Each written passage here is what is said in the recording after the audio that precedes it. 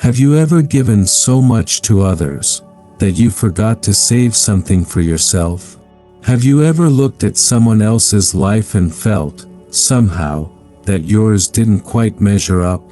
If these questions stir something in your heart, you are not alone. And more importantly, you are not wrong for feeling this way. Today, we will discover powerful Buddhist lessons through meaningful stories, ancient wisdom and modern reflections that speak directly to the soul. These are not selfish teachings. They are gentle reminders that your peace matters, your truth matters, and your well-being is worthy of attention. These timeless stories have helped countless people find their way back to inner calm, self-worth, and quiet joy. So take a slow breath. Let your shoulders relax. Allow this moment to be just for you. And let us begin this healing journey together.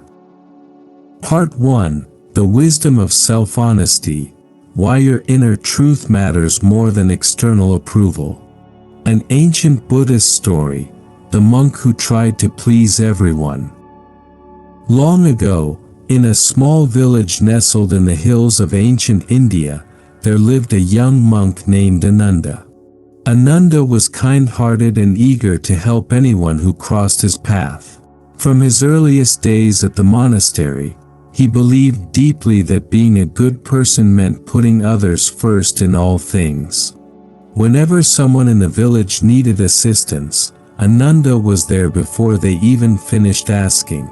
Whenever a fellow monk needed a favor, he agreed without hesitation, even when exhaustion pulled at his bones. He believed that saying yes to everyone was the path to virtue. He believed that his worth depended entirely on how useful he could be to others. The villagers adored him. The other monks praised his dedication. Everyone spoke of Ananda as the most selfless person they knew. But as the years passed, something troubling happened beneath the surface. Ananda began to feel exhausted in ways that sleep could not cure. He felt empty, even when surrounded by grateful villagers showering him with thanks. He would lie awake at night, feeling a heaviness in his chest that he could not explain or shake away. He had given everything to others, yet he felt more lost and depleted than ever before.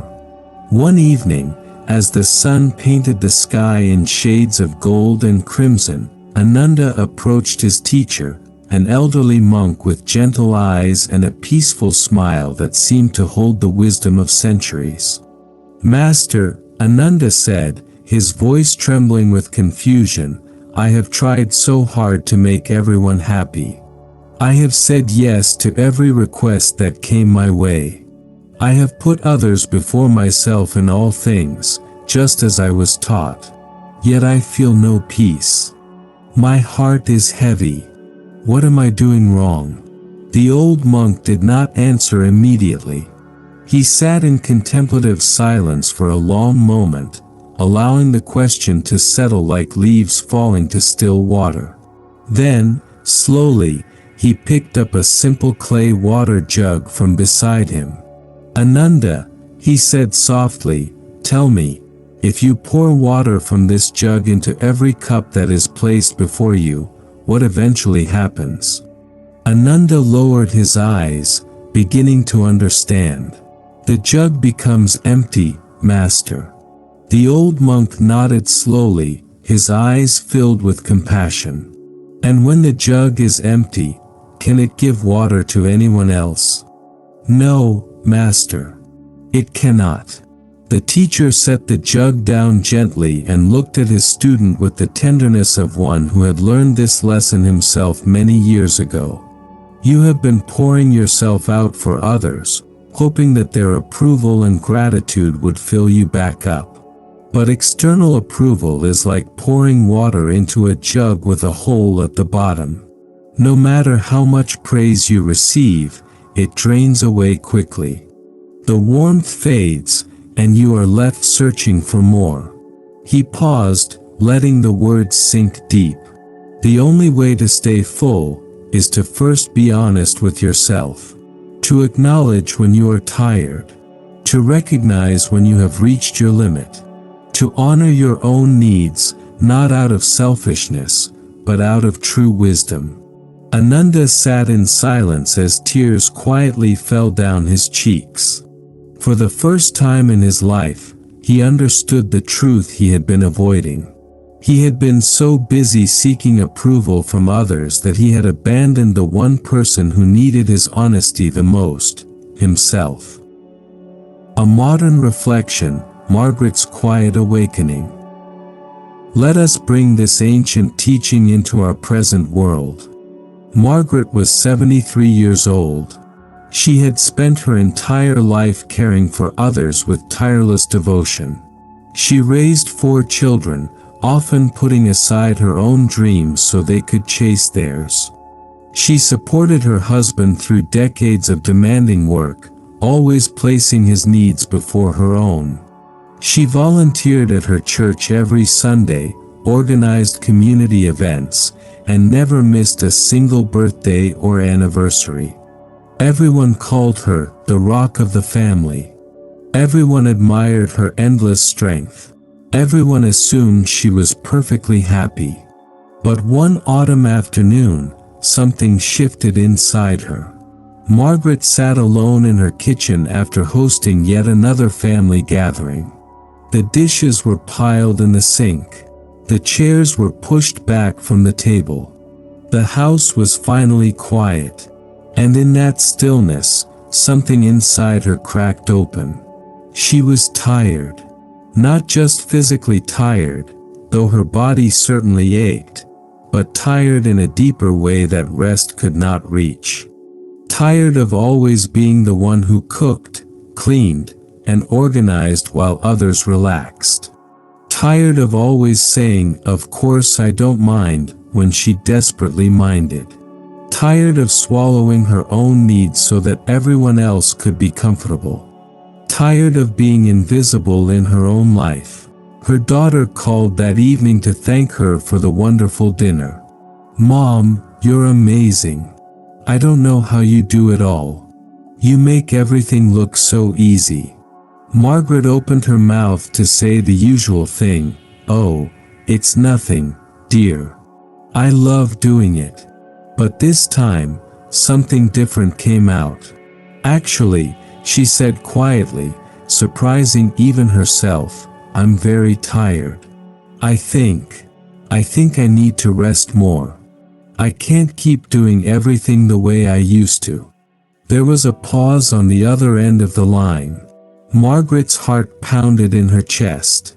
She had never admitted weakness before. She braced herself for disappointment, for guilt, for her daughter to be upset. But instead, her daughter's voice softened with genuine concern. "Mom, why didn't you tell us sooner? We had no idea. Please, let us help you." In that moment, Margaret learned a profound truth that changed everything. Being honest about her limits did not make her less loved. It made real love possible. The teaching, self-honesty as sacred practice. The Buddha once taught, "You yourself, as much as anybody in the entire universe, deserve your love and affection." Let those words settle into your heart like gentle rain. You deserve your own love. You deserve your own honesty. You deserve your own care and compassion. This is not selfishness. This is wisdom.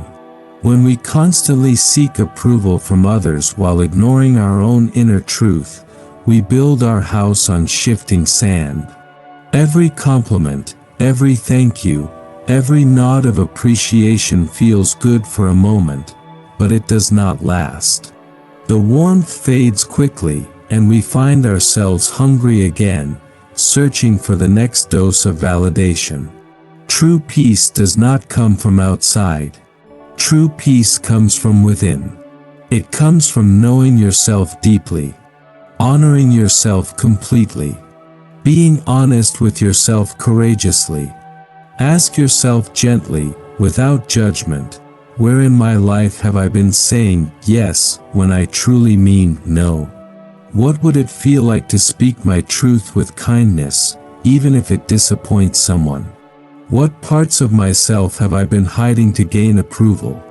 Remember this: you are not responsible for managing everyone else's emotions. You are only responsible for living your life with honesty and compassion, including compassion for yourself. If these words are touching your heart, I invite you to subscribe to Buddha Coha and turn on the notification bell. This way, you won't miss our future messages of peace and healing. We are grateful to walk this path with you. Part 2: The Freedom of Detachment, Letting Go of Comparisons to Find True Contentment. A Buddhist Parable, The Two Gardeners. There is an old Buddhist story about two gardeners who lived side by side in a peaceful village, separated only by a simple wooden fence. The first gardener, named Wei, worked tirelessly in his garden from sunrise to sunset. His hands were rough from years of labor, and his dedication was unquestionable. But Wei had a habit that slowly poisoned all his joy. Every morning, before tending to his own plants, he would look over the fence at his neighbor's garden and compare. "His tomatoes are larger than mine," Wei would mutter with frustration. "His flowers bloom earlier and more beautifully. His garden gets more sunlight.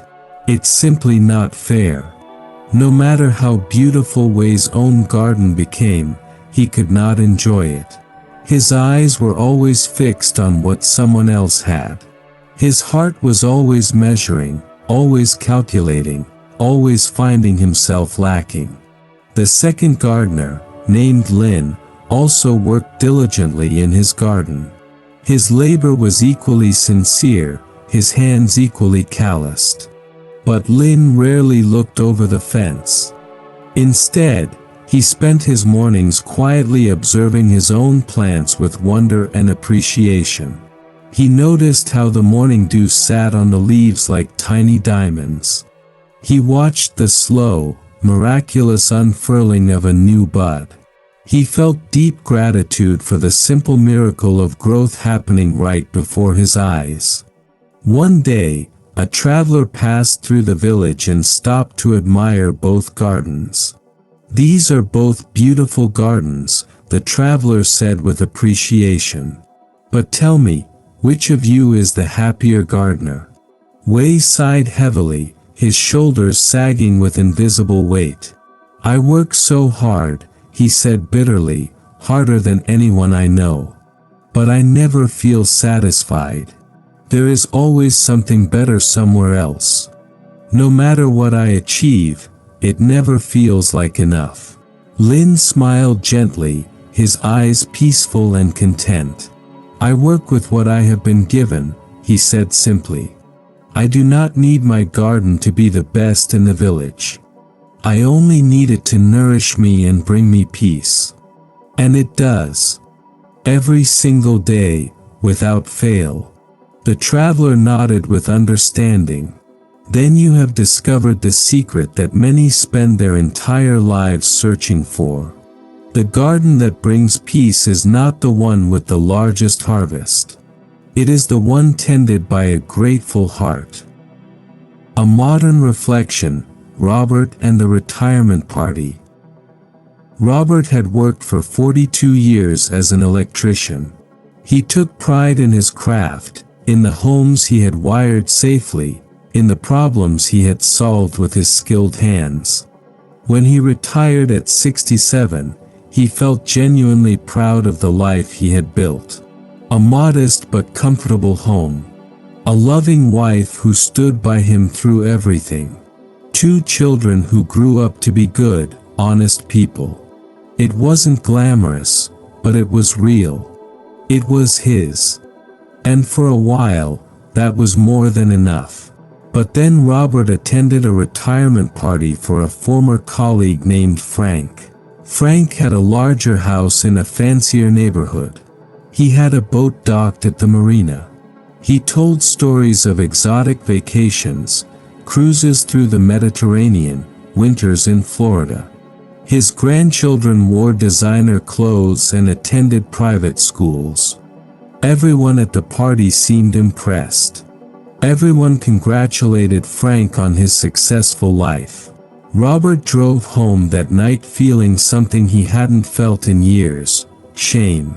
Suddenly, his own life seemed small and insignificant. His accomplishments seemed unimpressive. His modest savings seemed painfully inadequate. His simple vacations to the lake seemed embarrassing. For weeks afterward, Robert found himself scrolling through social media, comparing his life to others. He saw former classmates with vacation homes. He saw neighbors buying newer cars. He saw people his age who seemed to have it all. And with each comparison, his peace slipped further away, replaced by bitterness and regret. One evening, his wife found him sitting alone on the back porch, staring into the fading sunset. "What's troubling you?" she asked gently, sitting beside him. Robert shook his head, struggling to find words for his feelings. "I just feel like I should have done more. Been more. Achieved more. I feel like I wasted my life somehow." His wife was quiet for a moment. Then she took his weathered hand in hers. "Robert," she said softly, "do you remember when we first bought this house? We had almost nothing. We ate dinner sitting on cardboard boxes because we couldn't afford a table yet." Robert nodded slowly, a small smile crossing his face at the memory. "And do you remember how happy we were? How rich we felt just to have each other?" He was quiet for a long moment, the memory washing over him like warm sunlight. "We were so happy," he whispered. "We had nothing, but we had everything that mattered. We still have everything that made us happy then," she said gently. "Each other. Our health. Our family. A roof over our heads. The only thing that's changed is that you've started looking at someone else's garden instead of appreciating your own." That night, Robert made a decision. He would stop comparing his life to highlight reels. He would stop measuring his worth against other people's possessions. He would return to gratitude for what he already had. And slowly, gently, like dawn breaking after a long night, his peace returned. The teaching: comparison is the thief of joy. The Buddha taught, do not look at the faults of others, nor at what others have done or left undone. Rather, observe what you yourself have done and left undone. Comparison is a trap that catches even the wisest among us. It takes us out of the present moment, the only moment where life actually exists, and places us in an imaginary competition that we can never truly win. There will always be someone with more money, more success, more recognition. And there will always be someone with less. Neither comparison tells you anything true about your own worth. Your worth is not determined by external achievements or possessions. Your worth is inherent and unchangeable. You are worthy simply because you exist. You are worthy because you are a living being, walking this path, doing your best. When you catch yourself comparing, try this gentle practice. Pause wherever you are. Take a slow, deep breath. Place your hand over your heart. And say quietly to yourself, I am enough. My path is my own. I honor where I am. This simple act of returning to yourself is one of the most powerful practices in Buddhist wisdom. Let go of the comparison. Come back to your own garden. Tend it with love and gratitude. And watch how peace begins to bloom. Part 3: the gift of solitude, finding clarity and companionship within yourself. A Buddhist story, the Hermit's Cave. In the mist-covered mountains of ancient China, there was once a hermit monk who lived alone in a small cave. He had no possessions except a meditation cushion, a water gourd, and a worn copy of the sutras. Travelers who passed by on the mountain path often felt sorry for him. "How lonely he must be," they would whisper. "No family. No friends. No one to talk to. What a sad existence." But one day, a curious young man decided to climb the steep path and ask the hermit directly. "Master," the young man said, "do you not feel lonely living here by yourself, so far from the world?" The hermit smiled warmly, his face radiating a peace the young man had rarely seen. "Lonely?" he repeated gently. "Why would I feel lonely? I have the best companion in the world." The young man looked around the empty cave in confusion. "But there is no one here." The hermit chuckled softly. "Ah, but there is. I have myself. And I have finally learned to enjoy that company." He gestured for the young man to sit on a flat stone. "When I was younger," the hermit continued, "I was always surrounded by people. I lived in a busy city, had many acquaintances, and attended countless gatherings. Yet despite all that company, I felt profoundly alone in my own heart. I did not know myself. I ran from my own thoughts as if they were enemies. I filled every silence with noise because I was terrified of what I might find if I ever sat still." He paused, gazing at the clouds drifting between the peaks. "But when I came to this mountain and learned to sit with myself in stillness, I discovered something remarkable. The loneliness I had feared was not in the silence. It had never been in the silence. The loneliness had been in the running." He smiled peacefully. "When I stopped running and simply sat with myself, the loneliness dissolved. What remained was clarity, peace, and a companionship deeper than any I had known with others." The young man absorbed the words in silence. "So solitude is not punishment," he said slowly. "It is a gift." The hermit nodded. "Solitude is only lonely when we abandon ourselves within it. When we learn to be present with ourselves, to observe our thoughts without judgment, then solitude becomes the richest company we will ever know." A modern reflection, Eleanor's quiet transformation. Eleanor was 79 years old when her husband passed away peacefully.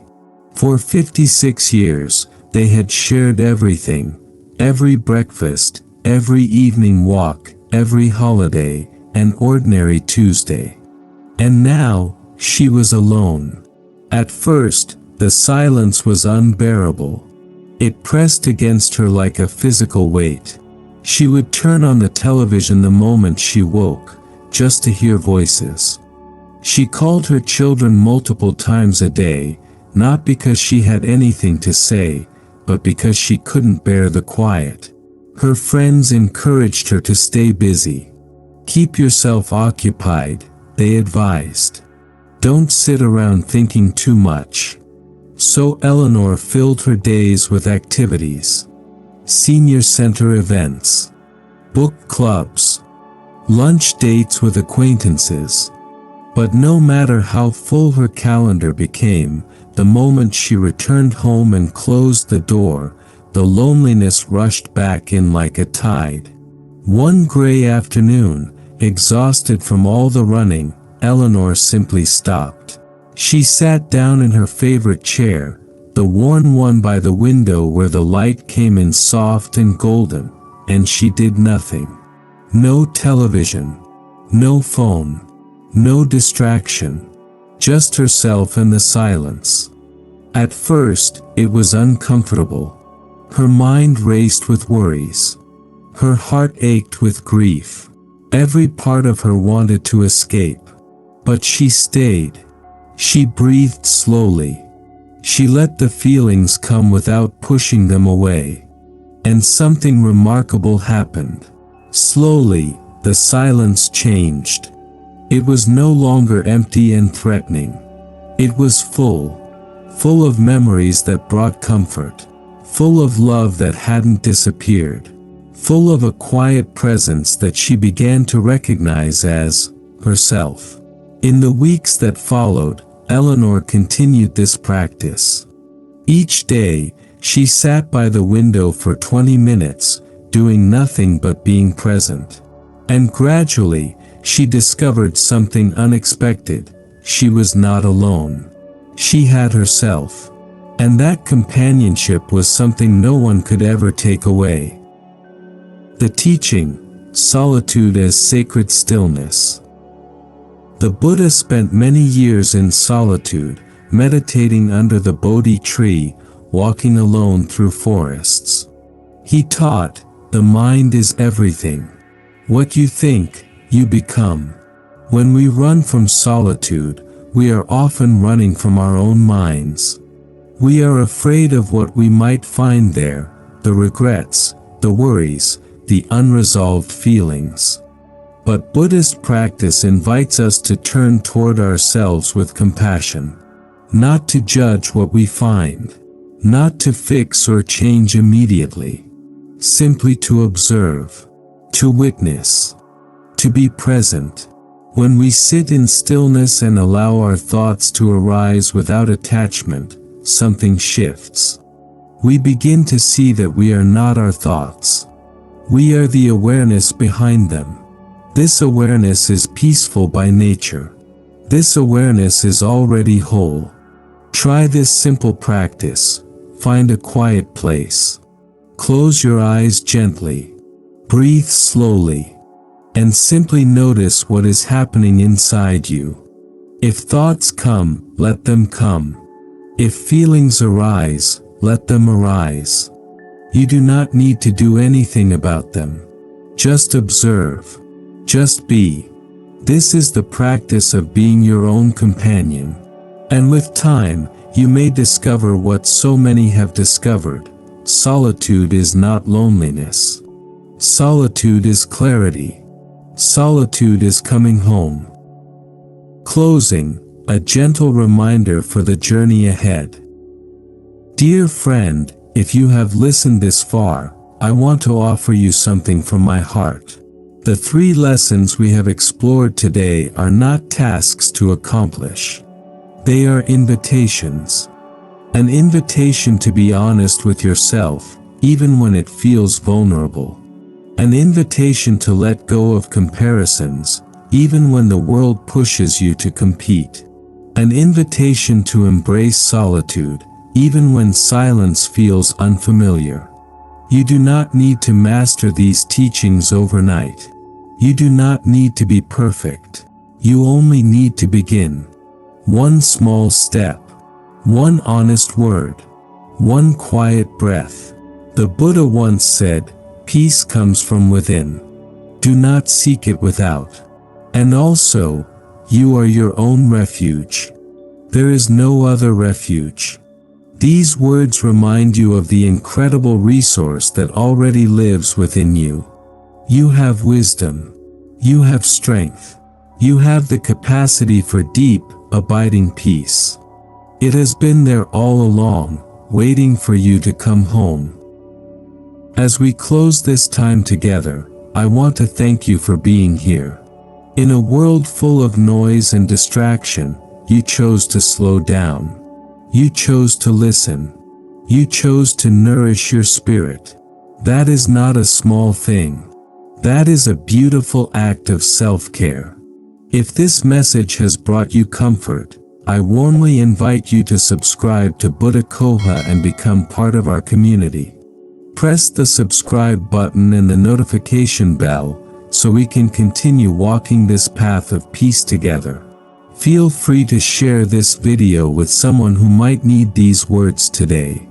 Sometimes, A simple share can plant a seed of hope in someone's heart. Before you go, take one more slow breath. Place your hand on your heart. And remember, you are enough. Your path is sacred. And the peace you seek is already within you. Until we meet again, may you walk in gentleness. May you rest in stillness. May you come home to yourself. Namo Buddhaya.